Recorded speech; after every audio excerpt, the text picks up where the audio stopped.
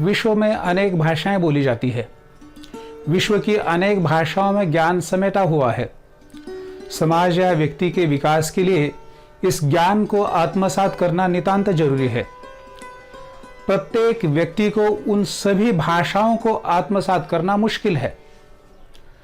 भारत की ही बात की जाए तो भारत बहुभाषी देश है। इस देश में अनेक समृद्ध भाषाएं बोली जाती है। देश की प्रत्येक भाषा का अपना महत्व है। यह महत्व साहित्यिक दृष्टि के साथ साथ वैचारिक दृष्टि से भी है। उसी प्रकार विश्व की प्रत्येक भाषा भी महत्वपूर्ण है। इन सारी भाषाओं के ज्ञान को पढ़ने के लिए एक ही आधार है, वह है अनुवाद। विश्व के अनेक देशों ने अनुवाद के माध्यम से अपने देश की भाषाओं में मशहूर कृतियों के अनुवाद करवाए और अपनी भाषा के ज्ञान को समृद्ध किया। एक देश की विचारधारा दूसरे देश को जाननी है तो अनुदित सामग्री ही सहारा है। अनुवाद आज के समय की आवश्यकता है। इसके बिना सभी भाषाओं की विचार संपदा का तालमेल असंभव है। इसी अनुवाद के कारण संसार की हर भाषा एक दूसरे से करीब आ जाती है। हर भाषा तथा उसकी संस्कृति का हर एक को परिचय हो जाता है। किसी के द्वारा लिखा साहित्य केवल उसी भाषा तक सीमित रह जाता है, लेकिन अनुवाद के द्वारा उस साहित्य की वैश्विकता के दरवाजे खुले हो जाते हैं। अनुवाद के कारण वह अपनी परिधि को लांघकर अन्य भाषा तथा विश्व का साहित्य हो जाता है। अंग्रेजी में अनुवाद के लिए ट्रांसलेशन कहा जाता है। लैटिन भाषा के ट्रांस और लेशन शब्दों के योग से यह शब्द बना है। ट्रांस का अर्थ है पार और लेशन का अर्थ है ले जाने की क्रिया। इस प्रकार ट्रांसलेशन शब्द का अर्थ है पार ले जाने की क्रिया। उसी प्रकार अनुवाद यह शब्द अनु और वद से बना है। अनु यह उपसर्ग है और वद धातु से वाद शब्द बना है। अनु का अर्थ है पीछे और वद अर्थात वदन या बोलना। अनु और वाद से अनुवाद शब्द बना है। अनुवाद के अर्थ है किसी के कथन के बाद कहना, किसी के पीछे कहना या किसी के बोलने के बाद बोलना। अब देखते हैं अनुवाद की परिभाषाएं। पहली परिभाषा है कैटफोर्ड की। एक भाषा की पाठ्य सामग्री को दूसरी भाषा की समानार्थक पाठ्य सामग्री में प्रतिस्थापित करना ही अनुवाद है। दूसरी परिभाषा है A.H. स्मिथ की। उनके अनुसार अर्थ को बनाए रखते हुए अन्य भाषा में अंतरण करना अनुवाद है। तीसरी भाषा है न्यूमार्क की। अनुवाद एक शिल्प है जिसमें एक भाषा में लिखित संदेश के स्थान पर दूसरी भाषा में उसी संदेश को प्रस्तुत करने का प्रयास किया जाता है। अगली परिभाषा है चौथी परिभाषा नायडा की। उनके अनुसार अनुवाद का अर्थ है स्रोत भाषा के संदेश की लक्ष्य भाषा में प्रथमतः अर्थ की दृष्टि से और द्वितीयतः शैली की दृष्टि से निकटतम सहज समतुल्य सृष्टि करना। अगली परिभाषा है डॉक्टर भोलानाथ तिवारी की।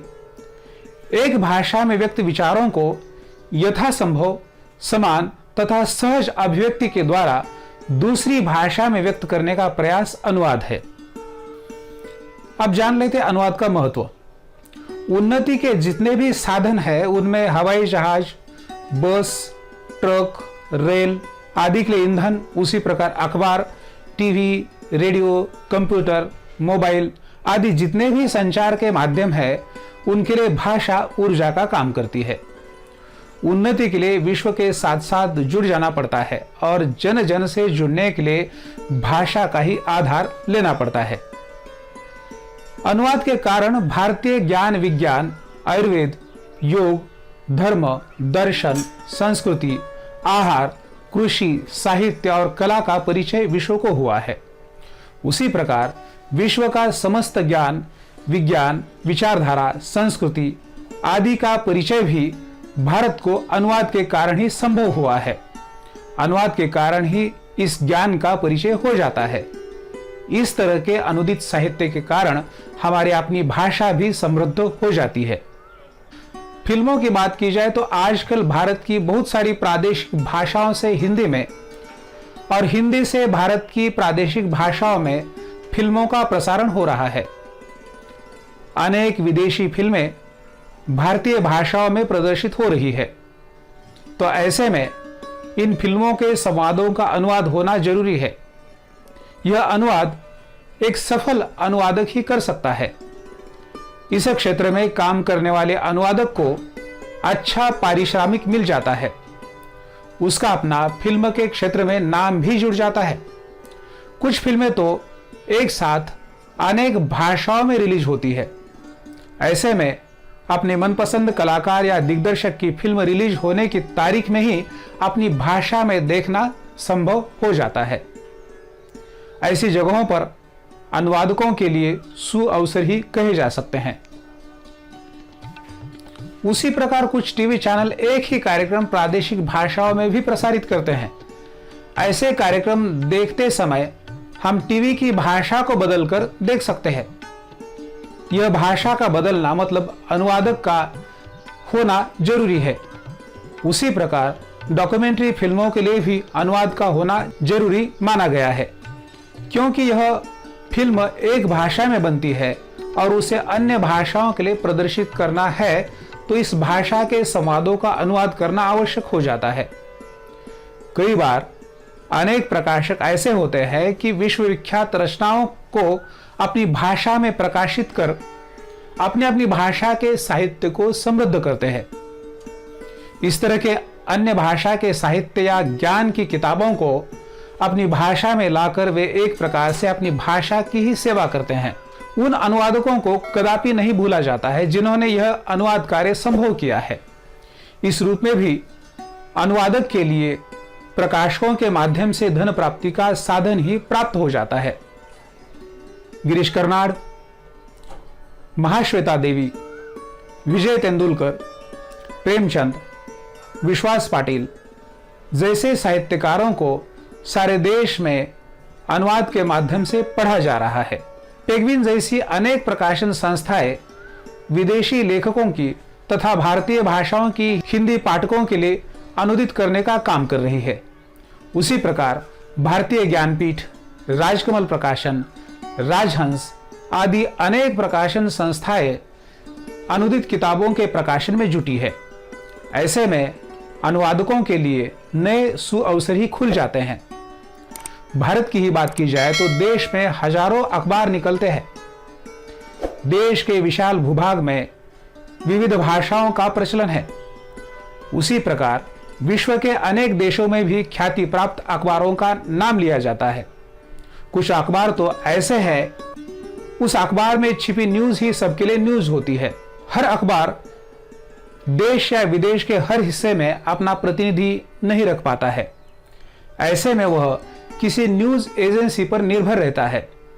हर न्यूज एजेंसी भी छोटी सी छोटी भाषा में न्यूज भेजने का काम करती है। ऐसे में सारी मदार अनुवादकों पर होती है। भारत में अनेक न्यूज एजेंसियां अंग्रेजी या तो हिंदी भाषा में न्यूज पहुंचाती है। ऐसे में उस अखबार के लिए अपनी भाषा में न्यूज छापने के लिए अनुवाद करना ही होता है। कुछ अखबारों के समूह इतने बड़े हैं या इतने बड़े होते हैं कि उनके संस्करण देश की अनेक भाषाओं में प्रकाशित होते हैं। तब कुछ संपादकीय या संपादकीय पृष्ठ से कुछ सामग्री अन्य भाषाओं में अनुवाद के द्वारा छापी जाती है। मतलब लेखक एक ही होता है, वह हर भाषा में तो अपने लेख का अनुवाद करके तो नहीं दे सकता है। ऐसे अवसर पर अनुवादक ही आधार के रूप में सामने आता है और वह सामग्री अनुदित हो जाती है। अनेक बहुराष्ट्रीय कंपनियां अपने ब्राउशर हिंदी में प्रकाशित कर रही है। मूल अंग्रेजी या किसी विदेशी भाषा में प्रकाशित इनके ये इश्तेहार, ये कंपनियां अब भारतीय भाषाओं में अनुवाद के माध्यम से प्रकाशित कर रही है। ये कंपनियां जानती है कि भारत जैसे विशाल देश में अपना व्यापार बढ़ाने के लिए प्रादेशिक भाषाओं के प्रयोग की आवश्यकता है। तो उन सभी कंपनियों ने अपनी विज्ञापन की नीति में भाषाई बदलाव किया और अनुवादकों के माध्यम से देशी भाषाओं को महत्व देना शुरू किया। परिणामतः उन उत्पादों की वृद्धि हुई। ऐसे में विज्ञापन एजेंसियों और बहुराष्ट्रीय कंपनियों के लिए अच्छे अनुवादकों की नितांत आवश्यकता है। भारत जैसे विशाल देश में अनेक प्रादेशिक भाषाएं हैं और विज्ञापन की बात की जाए तो एक ही प्रोडक्ट को बेचने के लिए अलग अलग विज्ञापन बनाने की जरूरत है। एक ही विज्ञापन को अलग अलग भाषा के माध्यम से प्रस्तुत किया जा सकता है। अनेक विज्ञापन एजेंसियां अच्छे विज्ञापन लेखकों की और अच्छे विज्ञापन अनुवादकों की प्रतीक्षा में हैं। मूल विज्ञापन की भाषा और भाव तथा आशय को उसी मात्रा में दूसरी भाषा में भी पहुंचाने की कोशिश अच्छा अनुवादक ही कर सकता है। सरकारी विज्ञापन भी अनेक भाषाओं में प्रकाशित होते हैं। वे भी अनेक भारतीय भाषाओं में प्रस्तुत किए जाते हैं। उनका अच्छा अनुवाद भी आवश्यक है।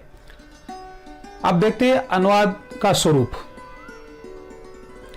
अनुवाद एक प्रकार की प्रक्रिया है।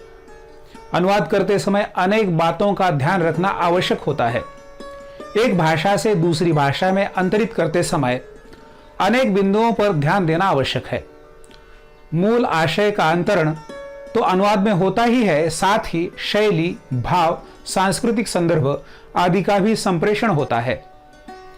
जिस भाषा की रचना का अनुवाद करना है उस रचना को स्रोत कहते हैं और उस भाषा को सोर्स लैंग्वेज कहते हैं।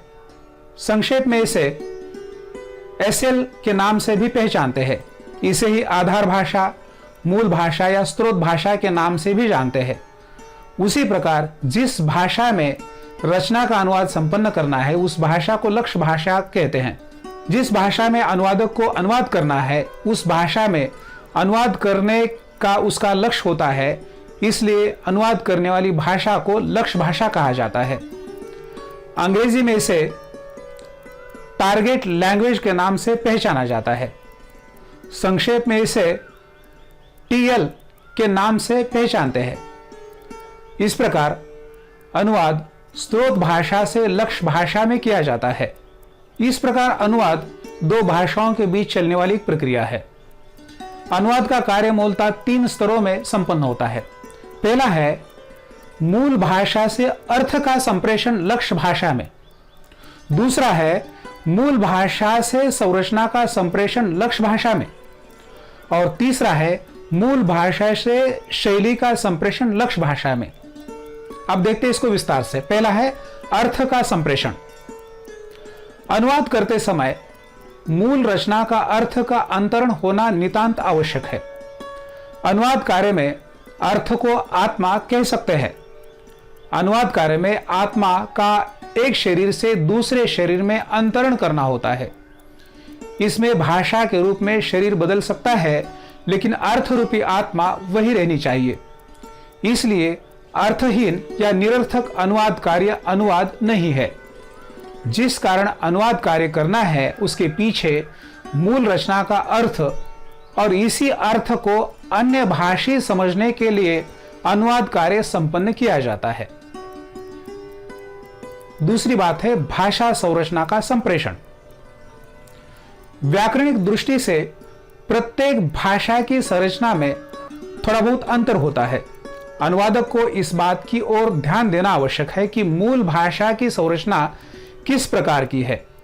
कभी कभी मूल भाषा की संरचना के साथ वाक्यों को एक ही वाक्य में अंतरित करना मुश्किल होता है। ऐसे में 2 वाक्यों में उस विचार को अंतरित किया जा सकता है। विशेषण, लिंग, कारक, मुहावरे, लोकोक्ति आदि को लक्ष्य भाषा में संप्रेषित करते समय स्रोत भाषा और लक्ष्य भाषा का इस क्षेत्र का संपूर्ण ज्ञान होना चाहिए। तीसरा है शैली का संप्रेषण। प्रत्येक लेखक की एक शैली होती है। जैसे कि मनुष्य अपने आप में एक शैली है, लेखक अपनी शैली के अनुसार लिखता है। अनुवाद करने से पूर्व मूल लेखक की लेखन शैली से अनुवादक को अवगत होना चाहिए।